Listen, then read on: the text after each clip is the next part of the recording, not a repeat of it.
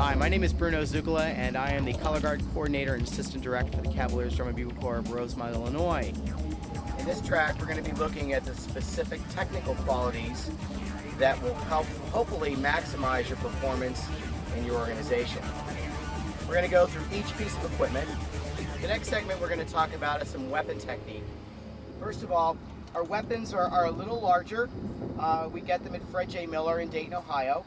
And so it's really important that they also understand that we want the look of the gun to be larger due to the athleticism of the color guard and also because of the all-male image that we have. We mostly keep them white because they are most visual at that point, and we also make sure that we are really understanding what all the different parts of the gun are so that when we're talking about them in either this setting or also in an instructional setting, they know exactly what we're talking about. This is the barrel. The clip that's here, this is something that we talk about when we release how far away. Here's the bolt, which is something that they use to spot the gun in the air, the neck of the gun and the butt of the gun. All right? So, the strap, again, oftentimes is used in the choreography. We don't necessarily have any strap work in the show, so we're not going to spend any time with that at this point. But there are many, many things that we're going to talk about. Let's look at the basic spin first. First of all, we grab the left hand all the way at the end of the barrel. I'm also wrapping my thumbs at the neck because for right now I want them to look strong, and all the energy is going to go into the gun, and I'm going to pull it apart. You can see that my elbows from the side are actually, I have tension there, I have energy there. So we try to make the stature look big just by the way we use their posture and the way we use their energy. So let's take a look at the spin. First thing they're going to do is they're going to squeeze the gun, and they're going to take their right hand, they're going to rotate it down, and they're going to use a slight pulse out of the left. So they're going to press a little with the left, and they're going to rotate down so that the butt of the gun, flatness is there. My right forearm is flat, my elbow is slightly clear of my rib cage. It's not out real far, or it's not pressed in. It's just nice and comfortable. All right. We look from the side. We also make sure that it is straight up and down. And the thing that I tell them to look at is from the bolt down. What they do is they drop their peripheral vision and they take a look. They also can look at this as well to make sure that it's flat. You also need to understand that your hand pretty much opens like a taco. I guess that's the easiest analogy that you can see, is that your hand is going to open just a little bit more like you're going to hold a taco. So here's the spins. Usually we do the and count, 5 and 6 and 7 and 8 and. I'm going to press on the and count, and 1 all the way down, or 5 and 6 and 7 and 8. You can initiate any way you want. You can make this 8, you can make it on the and count, you can make it on 1. Doesn't matter. But you want to get the rotation all the way down to here. And 7 and push and 1, 2 and 4 and 5 and 6, 7, 8, 1. Also turning to the side, I'm looking at the barrel to make sure that it stays two-dimensional. Now, the speed change occurs when we go to the stop. 5, 6, 7, 8, and 1. You hear that and count? And I'm going to do it slow so you can actually see it. My hands may be a little higher than normal, but it's for you to make sure that you're observing that. 5 and 6 and 7 and 8 and 1. Notice my left hand is going to the clip, below the clip. My thumb is extended now. My right hand is, my fingers are together, they're on the butt of the gun, sliding down. My thumb is on the back side and is extended also. Thumb, again, as we talked about in flag, is very important for keeping the energy even on either side of the equipment. All right?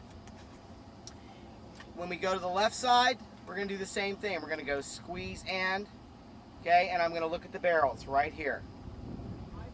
I'm going to do 3 counts, push and down, down, and I'm going to lock it in. My forearm again is flat. My elbow is kind of open somewhat to my rib cage. I'm also isolating myself from my equipment. Usually it's pretty comfortable. If you spin way out here, and I'll do it from the side so you can see, the energy is much more limited if you're spinning too far. If you're spinning too close, it does the same thing. It limits your amount of energy coming from your body. So if you pull it away from your body just slightly, you can see that. Back in my day, we spun up against the wall, and guess what? We still do that to work on our dimension. You want to make sure that when they spin, if they're moving their barrel away, okay, you want to take this part of your wrist and you want to press it down. You want to press this in, and you want to pull this part of the taco hand, making it flat up against the gun so the barrel stays flat. If I'm doing this, which is a common error, especially when they toss, like, it's because I have an elevation coming out of my wrist. So you want to push it down, and you also want to keep the taco hand a little bit more flat up against the gun. Okay? Some exercises that we do is we're going to spin for 8, 2, 3, 4, 5, 6, 7, 8, and hold. 2, 3, down, up, down. 2, 3, 4, 5, 6, 7, 8, and hold. Back to spin. 2, 3, 4, 5, 6, 8, and hold. 2, 3, down, up, down. 2, 3, 4, 5, 6, 7, 8, and hold. You hear me say down, up, down? Well, I'm talking about the barrel. Watch again. Down, up, down. See that? Down, up, down. And what the guys do is they verbalize that because it's another reference point. They're more engaged, their sensitivity, their senses are more being used at that point. They're seeing it, they're feeling it, they're saying it. Okay? They can't smell it or taste it, but 3 out of the 5 senses are being utilized. And the more senses they're able to do, the more they're engaged into what they're doing. Those are the basic spins. The other thing that we do is also do endurance. They can do 100, stop on 1. They can do 500 and stop on 1. And then I'm going to show you just a couple little different things that we do that you can combine with them. You can combine top and bottoms, which is bottom, top. Notice I'm wrapping my thumb here so I can stop it. Okay? And then that's my top. There's my bottom, top, bottom, top. So in isolation, that's what it looks like. In the spins, if I do 4 spins, and 1, and 2, and 3, and 4, and 1, and 2, and 3, and 4. So what I can do is take that into the exercise because, again, the designer writes effort changes and also gripping the gun in different places. 9, 10, and a bottom, and 2, 10, 10, 4, 10, 5, 6, go faster. 9, 10, and a bottom, and 2, 10, 10, 4, 10, 5, and 6, and 7, and 8. Notice I'm moving from the neck of the gun into the bolt, back to the neck. Front of the gun, top of the gun. Bottom of the gun, top of the gun. And I'm still spinning and thinking about my forearm and my dimensionality. And I'm doing something else that gives me a little bit more variety. And I'm also looking at pitch at the same time. You can also do into double time. And usually the double time we pull it in the center of the body. Double time's been going on since forever in drum corps. And a lot of people think that it may have its place and may not, but we look at it as part of our spin exercises. So actually, you're looking at under, over, under, over, under, over, under, over, under, over, over. Okay? The other thing is you want to think about is that your thumb is actually pressed against it also because it's going to bring the gun around. And I'll do it on the side here so you can see that also. Okay? And then, finally, what we'll do is we also work on sometime rhythmic responsibilities. If we have triplets, you know, you're going to have triplets in the show. So what we do is we also count them as here, all the unders. 1, 2, 3, 1, 2, 3, 1, 2, 3, close. And 2, 3, and up 4, 5, 6, 7, 8. You're there. 1, 2, 3, 1, 2, 3, close.